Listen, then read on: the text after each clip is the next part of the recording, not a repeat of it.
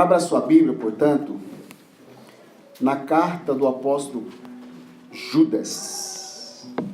Já ia falando Paulo, né? Então, habituado a falar Paulo. Judas.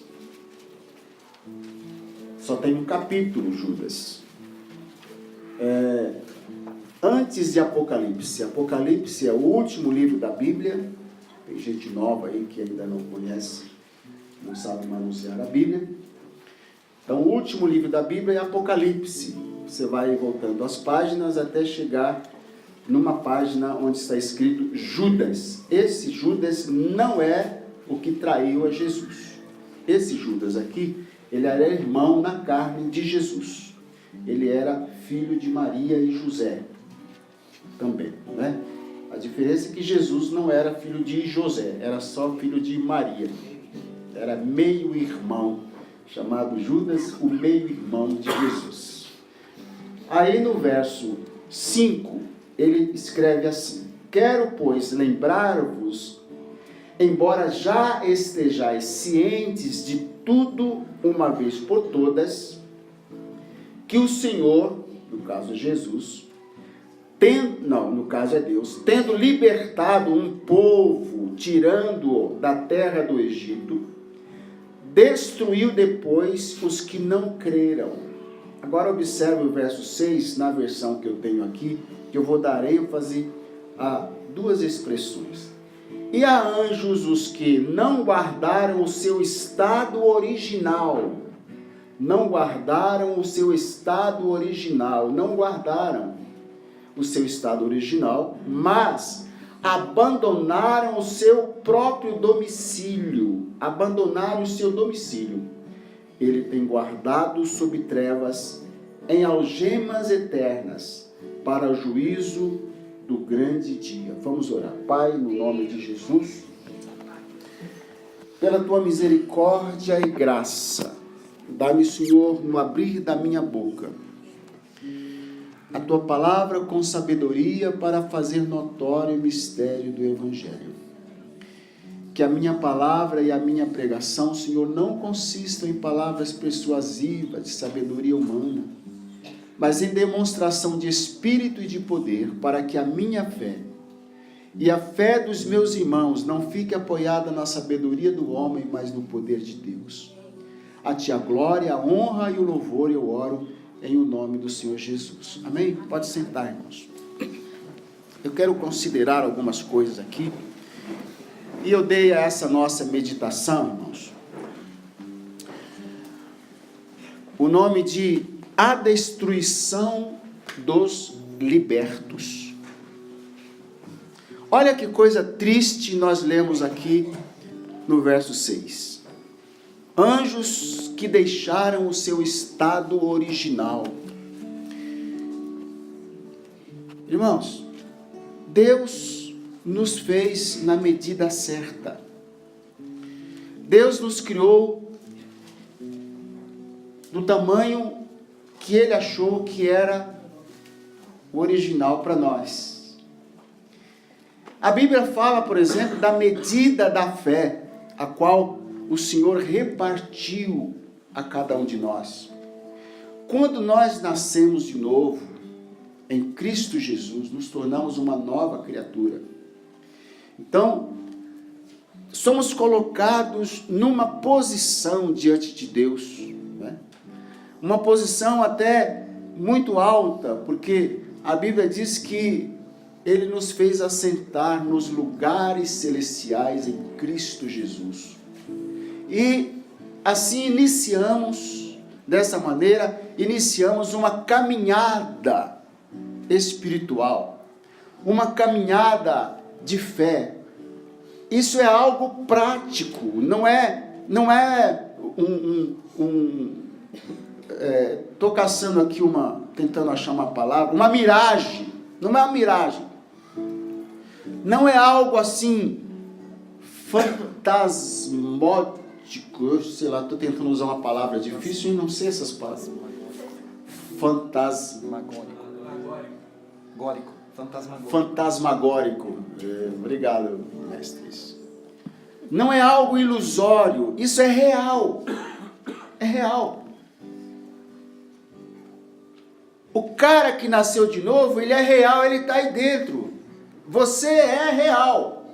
Amém? Aleluia. É real. É alguém que anda mesmo, que caminha mesmo. É alguém que decide mesmo. É alguém que mira a Deus mesmo, olha e vê mesmo o autor e consumador da sua fé. É um ser, a gente chama de espiritual, mas é um ser revestido por carne, para que a gente possa ver. Você é real. Esse ser, essa pessoa, inicia uma caminhada aqui na terra, uma caminhada que jamais terá fim, a menos que a mesma pessoa desista da sua salvação. Existe uma doutrina muito forte: perde ou não perde a salvação? Alguém disse: o crente não perde, ele desiste da salvação. Não é o caso, não vamos discutir isso agora, mas nós temos aqui, aliás, eu quero também dizer que sempre que eu vou pregar, irmão, sempre, toda vez que eu preciso pregar, a minha oração é sempre a mesma: Senhor, o que eu vou falar? O que eu vou dizer? E às vezes, a palavra que eu recebo, nada tem a ver com a ocasião. Por exemplo, na sexta-feira aqui, houve a celebração do Dia dos Namorados. A palavra que me veio para ministrar, nada tem a ver com o Dia dos Namorados. Eu procurei aplicar a palavra para os namorados. Porque quando recebo a palavra, irmãos, eu não tenho coragem de falar outra coisa. Não flui, eu não consigo, não tenho paz. É assim que acontece comigo. Não sei o que acontece com os outros pastores, mas comigo, quando me vem a palavra, eu não tenho o que dizer a não ser aquilo que me foi dito. Não faz muito tempo que eu preguei sobre a carta de Judas. E eu estava perguntando a Deus o que eu vou ministrar no caso hoje. A palavra foi muito forte, do versículo 5, que diz assim: havendo o Senhor salvo um povo. Havendo o Senhor salvo um povo. O povo já estava salvo, irmãos. O povo já estava liberto do Egito. Nesse versículo, aliás, em todo o livro de Êxodo, Números, Deuteronômio, a gente vê isso aí. Deus salvou o povo do Egito. O Egito representa o mundo. Satanás, Faraó, é a prefiguração do próprio Satanás. Havendo o Senhor salvo um povo, tirando-o da terra do Egito, destruiu depois os que não creram. Isso é muito forte. Deus destruiu os que foram tirados do Egito, mas não creram. Eu diria até, não continuaram crendo, desistiram, abandonaram a fé. Fizeram algo semelhante aos que os anjos lá no céu foram criados para habitarem dentro do céu, criados morando no céu. E aqui a palavra de Deus diz que esses anjos, eles desistiram, abandonaram o seu domicílio, a sua casa, a sua patente, o lugar que Deus lhe dera, sabe? Eles deixaram o seu estado original, ambicionando algo que jamais alcançarão, jamais alcançaram. E Deus teve que fazer algo que, digamos assim, que doeu muito no coração, mas Ele tinha que fazer algo. Provavelmente cerca de 3 milhões de pessoas, nascidas e criadas no Egito, deixaram, entre aspas, a sua terra natal, fecha aspas, para seguirem uma promessa. Seguirem uma promessa. Irmãos, a fé na promessa é que nos mantém vivos. Não desista da promessa. Aleluia. E quando eu digo promessa, irmãos, eu não estou falando daquela promessa que você recebeu de um profeta que diz, oh, assim diz o Senhor, você vai casar, você vai ter um carro, você vai ser curado, você vai ter uma casa no campo, na praia, você vai viajar. Não estou falando dessas promessas, estou falando da promessa da vida eterna, a qual o Deus que não pode mentir nos prometeu desde os tempos antigos. A palavra de Deus, ela é a verdade. Diga, ela é a verdade. Essa fé, irmãos, é a parte excitante da história, é a adrenalina, é o combustível que turbina a nossa fé, a promessa, eu digo. A força que nos torna invencíveis, a certeza que o que nos foi prometido existe e vamos chegar lá, já nos foi dado, é nosso e delas vamos desfrutar. Que adianta viver nesse mundo 50, 70, 80, 100 anos, 120, cheio de ouro, riqueza, de paz, alegria, de tudo quanto deseja, e no fim morrer e perder tudo, morrer e não ir para o céu. Sabe? Um dia eu vou passar, e não vai demorar muito, né? Vai demorar muito. Já estou com 62 anos, pelo menos metade da minha vida eu já vivi. Não é verdade? Pelo menos metade. Se eu viver 120 anos, se Jesus não voltar, com certeza, daqui a 100 anos não haverá nenhum de nós mais aqui na terra. Pode ser que Jesus volte antes de você morrer e você seja arrebatado. Tá? Agora, o que nós estamos plantando hoje, o que nós estamos fazendo, essa nossa caminhada, irmãos, essa nossa caminhada, ela é real. Ela é real.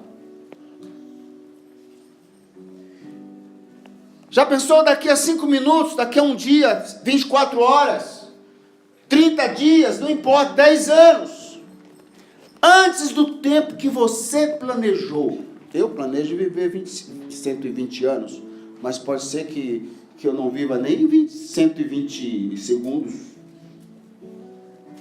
Chegou o seu momento. A sua caminhada aqui será interrompida, mas você continuará vivendo eternamente. Amém? E o que você plantou aqui? Os seus filhos, as pessoas que você ganhou para Jesus, essas vão continuar de certa forma. A fé que você semeou, a caminhada que você viveu vai inspirar muitas pessoas a andarem nessa caminhada. Agora, se você abandonar essa fé, irmãos, você abandonar essa fé, desistir dessa caminhada, se você parar de crer, por favor, não pare de crer. Não pare de crer. Não dê tempo. Eu quero me desviar um tempo. Eu quero ficar uns meses desviados porque eu quero acertar a conta com alguns aí. Sabe? Tem gente que pensa assim, se eu não fosse crente, eu ia pegar uma arma, eu ia acabar com fulano, beltrano, eu ia fazer isso, aquilo. Não, não pense nisso. Se passa isso pela sua cabeça, você precisa nascer de novo, tá? Não abandone a fé, não olhe para trás. Porque quando eu não era crente, antes de eu vir para a igreja, parece que as coisas eram mais fáceis. Eles disseram a mesma coisa. Os israelitas na época disseram: por que nos trouxeram para esse deserto? Para morrermos nesse deserto? Por acaso não havia sepultura no Egito? Quem nos dera ter de novo as panelas cheias de carne, os pepinos, que eles falaram? Os melões, as cebolas. E foi pensando nas coisas que eles tinham no Egito. Uma coisa eles não se lembraram: lá nós éramos escravos. Lá no passado, meu irmão, você tinha, vamos aqui trazer para o tempo, nosso tempo, o Espírito Santo vai de aplicar isso na vida de cada um de nós. Lá, antes de se converter, nós tínhamos mesmo as belas cebolas, os pepinos, as panelas cheias de carne, nós tínhamos um lar, nós tínhamos um lugar fixo, enfim, nós tínhamos aquilo que nos alimentava, nos sustentava. Porém, éramos escravos.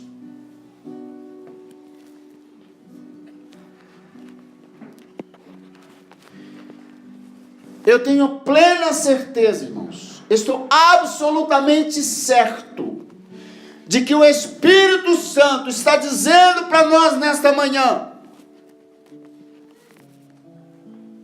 que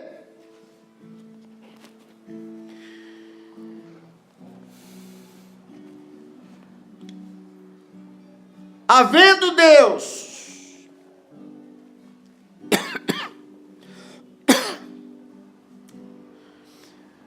havendo o Senhor salvo um povo, tirando da terra do Egito, destruiu depois os que não creram. Jesus está voltando, irmãos. Amém. Jesus está voltando. Segure a sua salvação. Tito 1:2, o Deus que não pode mentir nos prometeu antes dos tempos eternos. Hebreus 12:2, fitando os olhos em Jesus, autor e consumador da nossa fé. Portanto, meus amados, honre as coisas que são realmente sagradas. Você entra na sua cabeça, eu não vou fazer nenhuma crítica, vou fazer uma comparação aqui, tá? Se bem que eu poderia fazer a crítica, mas não vou fazer crítica. Entra na sua cabeça uma pessoa que se diz crente, nascida de novo, frequentar uma igreja evangélica, sentar-se à mesa do Senhor, comer o pão, beber do cálice, ouvir a palavra, cantar, louvar, e ao mesmo tempo frequentar um centro espírita. Cabe na sua cabeça isso? Cabe na sua cabeça uma pessoa que se diz crer no Deus invisível, prostrar-se diante de uma imagem, beijar essa imagem e rezar, orar a esta imagem? Cabe na sua cabeça?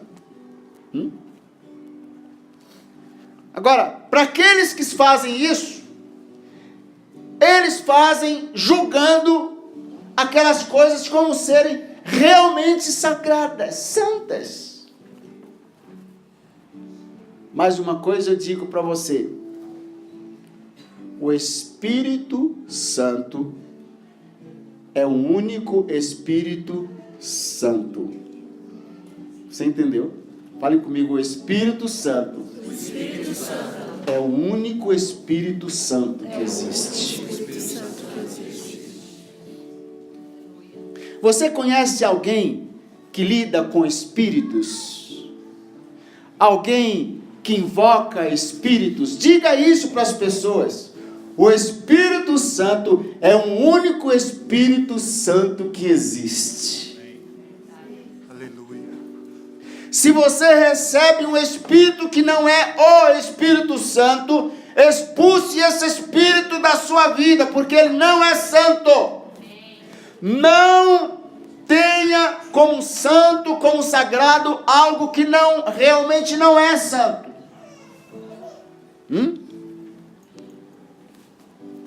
Eu não estou dizendo que você tenha que se revoltar e sair quebrando as coisas por aí e ofendendo as pessoas e amaldiçoando e dizendo que elas vão para o inferno se elas...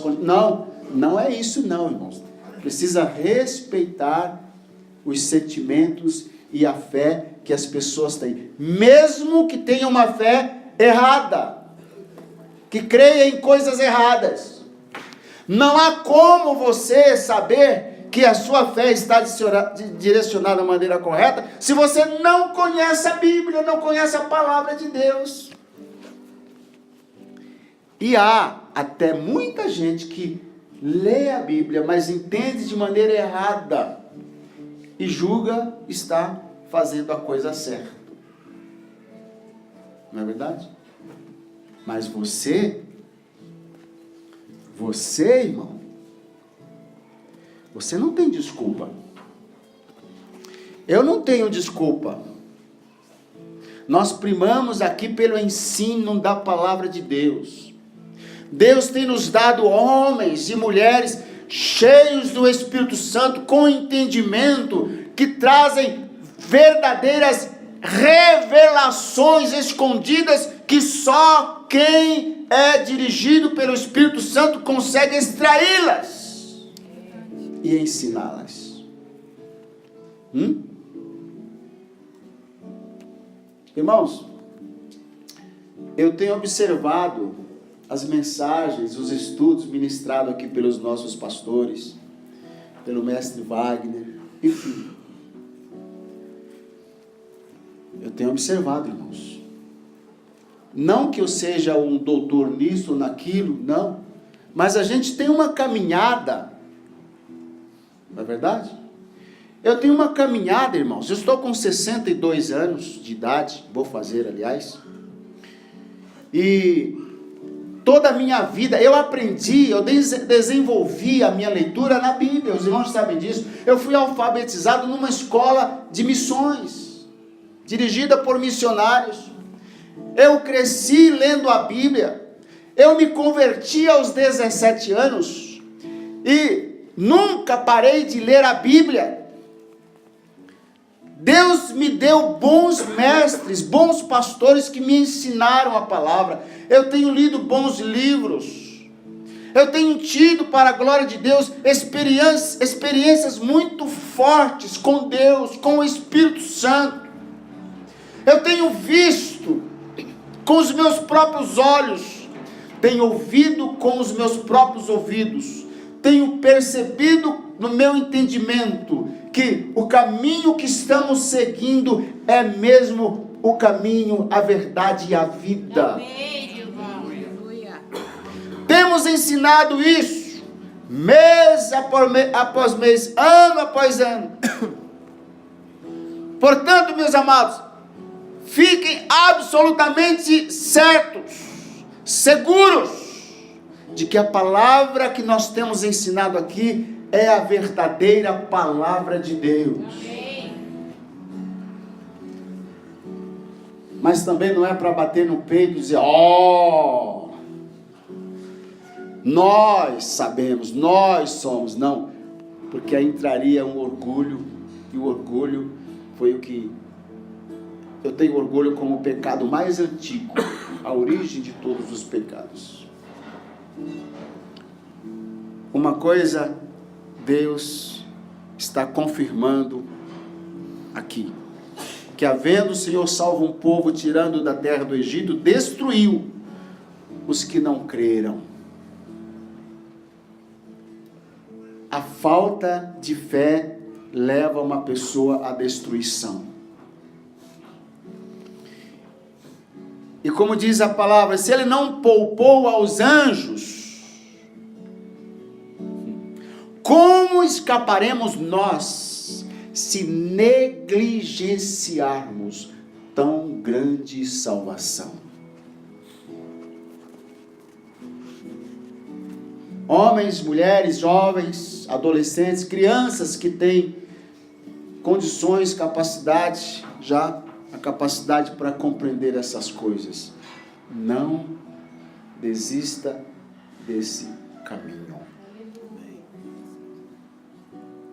Aleluia. Se os seus pais não souberam lidar com a fé, com o testemunho, com as coisas sagradas, e você agora já grandinho, já consegue entender a palavra de Deus, e percebe que seus pais erraram, comece você a construir uma base firme para a geração futura, para a sua família. Faça a sua parte, irmãos, porque a salvação ela é individual. Está ouvindo? A salvação é individual. Faça a sua parte. Faça a sua parte. Não deixe o seu estado original. Cresça nele, mas não abandone. Não abandone o seu domicílio, o seu lar, o seu lugar, o lugar em que Deus te colocou. Não abandone. Cresça nisso, fortaleça nisso, traga outras pessoas, mas não abandone, não saia.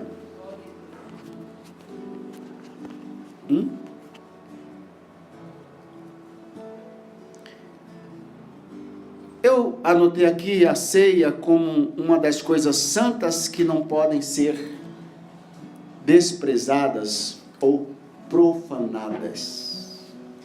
E eu achei um artigo, eu estava lendo um artigo numa página judaica, e eu anotei aqui, alguém escreveu lá, um judeu que não jejua em Yom Kippur, que é o dia do perdão, um judeu que não jejua em Yom Kippur, continua sendo judeu. Continua sendo judeu.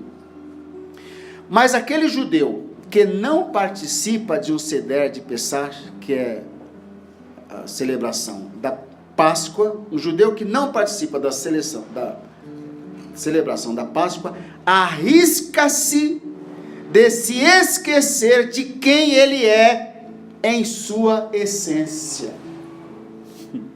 Esse é o problema.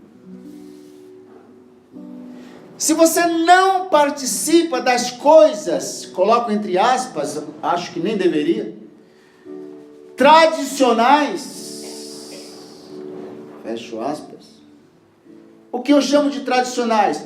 O arroz com feijão, irmãos. Se você não participa da oração, da leitura da Bíblia, de um testemunho firme da sua fé em Jesus, se você não se submete ao batismo nas águas, se você não se submete a comer do pão e do cálice, a sentar-se à mesa do Senhor, se você não se submete ao original, a ter uma vida comum como crente, se você não fizer isso, se você deixar de fazer isso, olha, você arrisca-se de se esquecer de quem você realmente é em sua essência.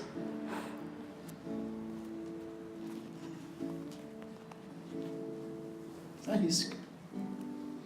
E vai se arriscando,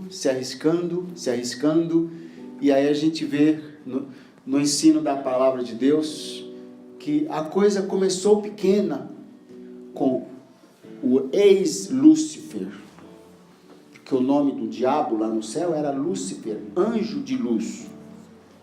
Lúcifer não é o nome dele aqui, é o que ele era um anjo de luz. Não é isso? Não é isso, pastor? A coisa foi devagar, irmãos. Primeiro, nasceu no coração dele a ideia de que ele teria condições de ser um Deus, de receber a adoração dos anjos e tal, que era direcionada ao Senhor. E aí diz lá, e dessa forma encheu o céu com o seu comércio, foi comercializando, foi passando a ideia, foi fomentando a ideia, foi espalhando, foi contaminando os santos anjos, irmãos, foi contaminando. Se você lê a história do povo hebreu pelo deserto, desde a saída do Egito até Canaã, uma coisa que me chama a atenção nessa história é que houveram lá 3 homens, Coré e que eram os nomes? Datã e Abirão. Eles se levantaram contra Moisés, e diz lá a palavra, irmãos, que 250 líderes do povo pereceram, porque seguiram ao Datã, o Abirão e o Coré. Irmãos, se 250 líderes deixaram o seu estado original, abandonaram a Moisés, deixaram de seguir a Moisés, se rebelaram contra Moisés e apoiaram esses 3 homens, é porque eles tinham um argumento muito forte. E 250 líderes representavam milhões de pessoas, irmãos. Calcula-se que pelo menos 3 milhões de pessoas saíram do Egito. Irmãos, ficou Moisés e mais alguns líderes. E o que aconteceu? O que o texto diz aqui. Chegou o momento que Moisés chamou lá os 3 e disse: aqueles que são por Datã e tal, fique desse lado, os que são por mim, fica desse aqui, e vamos deixar Deus resolver a situação. Irmãos, quando um líder se sente traído e chama a Deus para resolver a situação, ai daqueles que estão contra ele. Eu sempre aconselho por aí, estou sempre dizendo para os pastores, porque eu tenho contato por aí, e para as igrejas: se houver uma divisão na sua igreja, se houver uma rebelião e algum grupo sair da sua igreja para formar outra igreja, não siga aquele que saiu, fique com quem ficou. Porque quem sai geralmente está errado. E diz lá a palavra que Moisés disse coisas simples, tipo assim: bom, vamos fazer o seguinte, agora que vocês já escolheram de que lado vocês querem ficar, já temos aqui uma multidão do lado direito, outra multidão do lado esquerdo, eu vou dizer o seguinte: se esse povo que está aqui, não sei se era do lado direito ou esquerdo, não lembro, se esse povo que está desse lado aqui morrerem de uma morte natural, como todo homem morre. Como é que todo homem morre, irmão? Envelhece, adoece, tem um acidente, cai do telhado, enfim, bate o carro, são coisas normais. Os homens morrem assim, né? Bala perdida nos dias de hoje, tem tudo isso, né? Se esses homens morrerem de uma maneira natural, como todo homem morre, já fica sabendo que Deus não me escolheu e ponto final. Siga esses homens, irmão, siga. Mas se acontecer alguma coisa assim extraordinária, por exemplo, se a terra abrir a sua boca e engolir todo mundo vivo, aí vocês ficam sabendo que eu sou escolhido. E diz a Bíblia, falava Moisés ainda, quando a terra abriu a sua boca, antes de terminar a frase, a terra engoliu aqueles homens com as suas famílias, suas tendas, e foi uma coisa horrorosa. Não vale a pena. Não vale a pena. E eu quero concluir essa palavra com uma palavra do profeta Elias. Eu não anotei aqui, mas está, acho que em 1 Reis 19.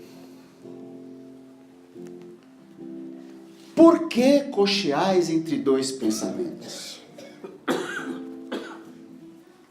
Se o Senhor é Deus, seguiu. Mas me permite aqui fazer um acréscimo na minha citação. Agora, se for para seguir, siga-o como convém. Siga-o para valer. Eu tinha somente 17 anos de idade, quando abri a minha boca e falei a frase mais importante da minha vida. Eu disse, se os meus amigos quiserem ir para o inferno, eles que vão. Eu vou é seguir a Jesus. Eu quero ser um discípulo de Jesus para valer. Então, meu amado, tome essa decisão. Se o Senhor é Deus, abrace a fé. Aleluia. Abrace o desafio. Custe o que custar. Aleluia. Doa o quanto doer. Chore pipas d'água, como se diz por aí. Derrame todo o seu sangue. Dê o seu pescoço para ser cortado se necessário for. Mas não abra mão da sua fé. Porque a sua vida, na verdade, vai começar depois da sua morte física. Se o Senhor é Deus, siga-o. Amém. E não se envergonhe. Não se envergonhe disso. Pois que não me envergonhe do Evangelho. Pois ele é o poder de Deus para a salvação de todo aquele que nele crê. Amém. Agora, se Baal é Deus, vá atrás dele. Enche a sua casa de imagem de Baal. Já vou avisando, ele vai pedir o seu dinheiro. Ou seja, você vai ficar na miséria. Ou vai ficar tão rico e vai te dar tantos problemas que você vai se matar. Para se livrar dos problemas, porque a satisfação é uma busca da alma. E quando a alma humana descobre que não há segurança no que tem, muitos acabam tirando aquilo que ele realmente tem e perdendo o que realmente tem. Se Baal é Deus, vai lá. Vai comer, vai beber, vai festejar, vai para as festinhas de Baal. Vai lá. Se Baal é Deus, siga Baal. Deus vai deixar. Ou você acha que Deus vai proibir? Não, por favor, não bote isso na boca, porque é pecado. Não, Deus não vai fazer. A escolha é sua. Não entre nesse lugar, porque aí o Espírito Santo não entra e só tem demônio. Deus vai deixar. Deus permite até, se você quiser, você se matar. Corta a veia, dá um tiro na cabeça, se mata. Deus não vai proibir, não. Deus vai permitir.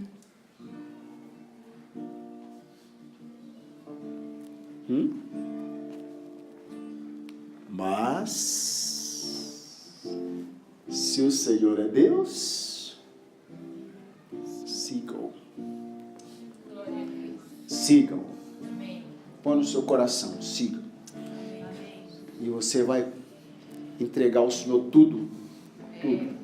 Eu não estou falando de entregar no sentido de trazer para a igreja e depositar, não. Entregar no coração. Você vai entregar o seu coração com tudo o que você é e tem.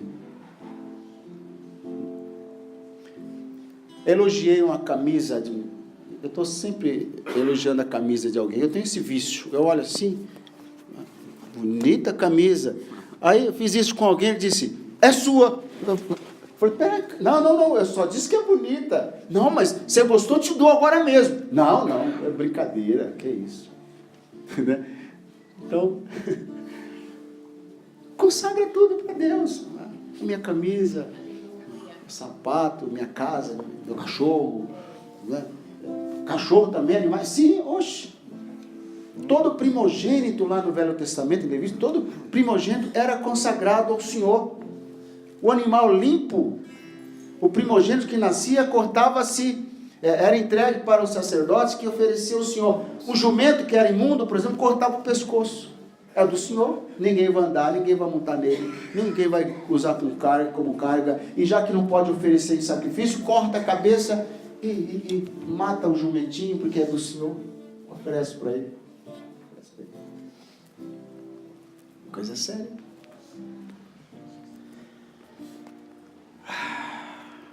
Ele te comprou. Glória.